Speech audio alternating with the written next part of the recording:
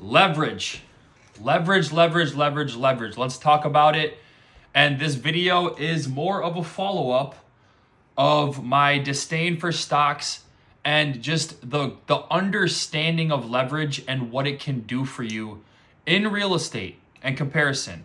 And what prompted this is my buddy who we talk real estate with all the time sent me a message, and I'll just read it off because it's said perfectly. I know we already know this, but the fact that you can leverage real estate without any downside risk is a crazy thought. No margin calls, no option expiration dates. Just buy, and as long as you can afford the mortgage payment, the price can go to zero and you still keep the asset. Wow. That is the reason that I don't freak out about downturns. That's the reason that I sleep like a baby every night, no matter what's happening. That's the reason I never even check charts. If I didn't see tweets, I wouldn't even know. I wouldn't even check.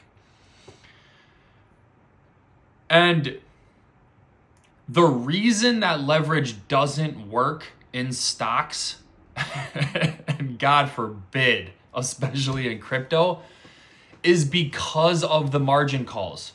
You actually do have to pay attention to price. And when you're in stocks and crypto, you actually have a lot of real world capital at risk. So when the price goes down, you are very emotionally affected by it. Especially once you get into the real estate game longer and you actually have those cash out refinances where you pull your principal, then you really don't give a fuck. Like you reach a new level of not caring. For example, if I buy $100,000 in stock, I have to put $100,000 up. And if I buy $100,000 of stock and I want to use leverage, you do have to pay attention because you can get margin called if it goes down to a certain point, right?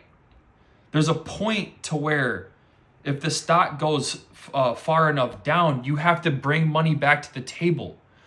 And I actually read a book this year on the Great Depression.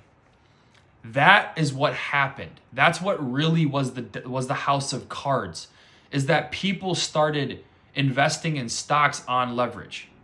I'll give you an example. They put $100,000 in, they borrow against the value of that stock, and then they take that borrowed money and put it right back into more of the stock. You see what I'm saying? And then when it goes down and their margin called, they get liquidated. The difference with real estate, the big difference is that when you take on the debt, it's fixed and it's no longer based on the value of that house. And by value, I mean the perceived value. If you watched my video yesterday, and I talk about where if I were to buy a house and then a week later an appraiser came to me and said it was worth 20% less, I would laugh at him, I would laugh it off, and I wouldn't care. Whereas stock people really do have to pay attention so closely to that price.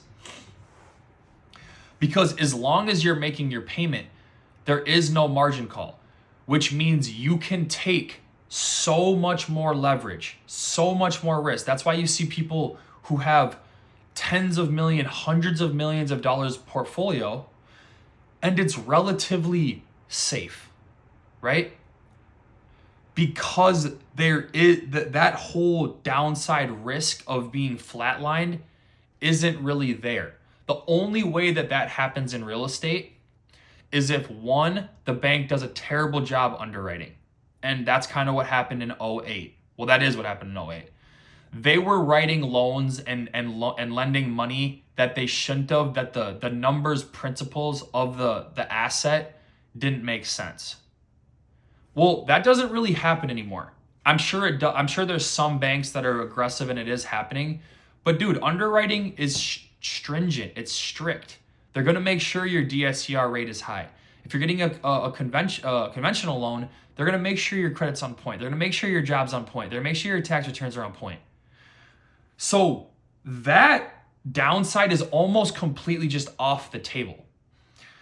The only downside now of where you actually get liquidated in real estate is you, the individual operator.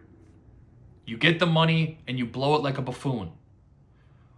Or you're terrible at management, right?